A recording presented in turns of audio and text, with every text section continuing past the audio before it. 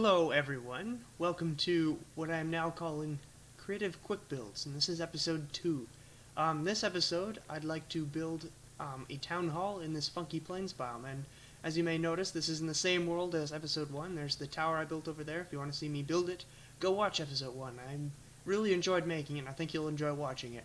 But this episode, like I said, I want to build a town hall sort of structure, so without wasting any more time with explanations, let's get right into building the foundation. So my first step in this process is just to terraform the land into a little bit more of a favorable position. So that basically means filling any holes that might exist, smoothing out corners, so we don't want any rough 90-degree corners like this, or straight surfaces. We kind of want to round everything off a little bit. So that usually means just placing a couple blocks, and it does a world of difference. And of course, like I said, filling in these holes. And a thing that I like to do, and it's not completely necessary, is just spam water everywhere in order to remove grass and other things that might get in the way of such foundations as big as this. So I'm pretty happy with this area. I think it's going to be around here. So I'm going to start laying out the foundation, I think, with cobblestone, because I want to kind of give it a little bit of a ruined look. More ruined than that tower over there, like it was here before the tower or something. So I've constructed what I think is a pretty suitable foundation. One thing I like to stick with is always make your builds larger than you think they need to be, because interior space will always be cramped, especially with mid-sized houses. Of course, this is no exception too. I am assuming the interior will be somewhat cramped because I am going to make the walls quite thick, just so I can detail both sides of them sufficiently. You might have noticed I'm using double logs as pillars, and I think I'm going to strip them like I have in that corner over there. Yeah, and then this one, since the pattern of logs means that two would meet side by side here, I've made a fireplace, which I would have done anyways, but this is actually quite convenient. So now what I'm going to do is detail the bottom, because I'm not just going to keep it like this. I'm going to make it kind of crumbly and stuff, and make all the pillars their designated heights and start building the wall. And I think I have a good palette going. I'll show that to you in a bit. So I've added all the detail I think the base needs, and I've lengthened all the pillars up to the heights I think would be best suited for them. So this side obviously would be much higher than this side, 2 blocks to be precise, just because it's sort of the dominant center of the building and I want it to stand out a little bit more than the side pieces, because if they were all the same height it would look a little bit awkward, I think, especially where the roofs join together. But that's for a bit of the future. Now the reason I stripped the logs and kept them as this light color is because I want to use birch for the walls. So what I'm going to do is I'm going to start filling in wall shapes just as a general idea, so I can start to get the better picture of the build in my head. But yeah, so this is what I've got so far and I'm pretty happy with it. And just like that, with a simple thickening of the pillars and an addition of a birch sill, it ties the whole build together, and you can see kind of where I'm starting to go with this. So I'm going to keep continuing to build the walls, and I might possibly make everything higher by 1 block, because this is going to be a pretty cramped window right here. So yeah, I'm just going to continue the walls and see where it takes me.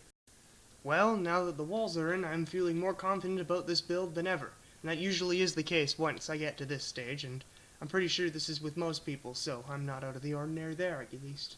As you can see here, I've made the center window 1 block higher than the side windows. Also, I did raise everything by 1 block just so I could include these windows. Just to add some differentiation, make it a little more interesting to look at. As you can see here, I'm also going to try to use spruce, although I think I might experiment with oak as well for the roofing.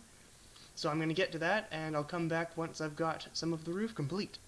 Also, I forgot to mention, I used sandstone slabs for details like this, and above the windows, just because it is a close enough color to birch that it doesn't contrast. It complements, but it still is different enough to notice, so I just thought it would add a little more pizzazz instead of just being a flat birch wall. That's one thing I'd like to keep in mind, and I encourage other people to keep in mind, is to always experiment with other like textures of what you're building. So don't just stick with one material, try to stick with multiple materials that look sort of the same on a flat surface in order to make it a little more interesting to look at. So yeah, onto the roof. I'm having a little bit of a hard time deciding between oak and spruce wood now that I've put them both on the build, although I'm kind of leaning towards spruce wood because it allows more contrast. The oak wood blends in a little bit too much for my liking, so I think now that I've talked it out with myself and the audience, Of course, you don't really have any input until after the fact, but tell me anyways in the comments what you prefer. I think I'm going to go with spruce wood and see how that looks overall, though I can always change it afterwards, you never know, right?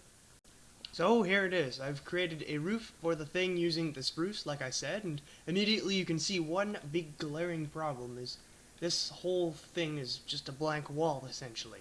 And I think that's one thing I believe everyone needs to watch out for when building on this scale and larger, or smaller too, is big wall blank surfaces like this, especially on the roofs, because I can find, especially with my builds, I build something detailed and intricate like the base here, and then I build the roof, and I do nothing to it. I just leave it as a blank wall, and it takes so much away from the build. So, with that said, my thinking is to add ribs to the roof. I usually do this with most of my builds. It's my go-to, just to add a little bit of detail, either with the roof color or with a pillar color. In this case, I think just with the roof color, because the pillar color contrasts a little bit too much for my liking.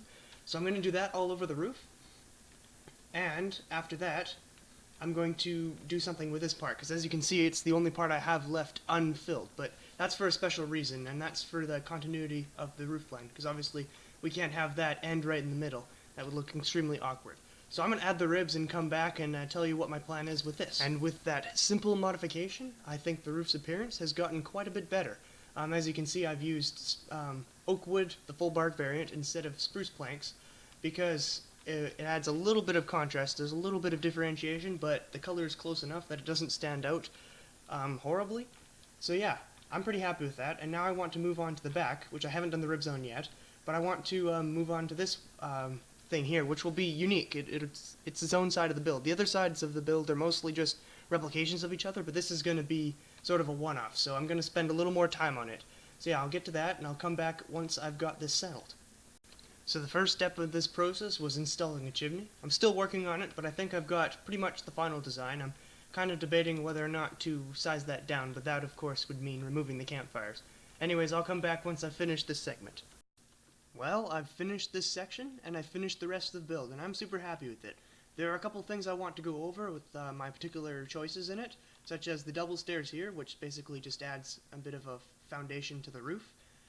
The top of the roof is my way of dealing with the two-block center using two stairs on top of each other, such as this. And the door, which isn't actually usable, but I decided to create it like this because if I add a regular spruce door on top of trapdoors, it looks kind of awkward because the colors are slightly different. Yeah, I'm super happy with this. I'll do a quick fly around, and if anyone has any suggestions, please put it in the comments. That would be fantastic.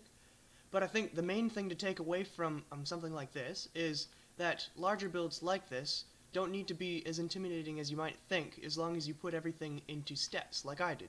You know, just starting with a base, I had no idea where this was going to go. I just decided to start with a shape and put pillars in, and then start with a foundation and build up from there. And eventually you come to something like this, which, if you do it as one big chunk, it's quite difficult, but if you do it in steps like I did, it's quite simple. So yeah, I think that's just about all from me. If you enjoyed, and if you want to see me do the interior, make sure to tell me down in the comments below. And yeah, thank you for watching. This has been Kian. Have a fantastic day. Goodbye.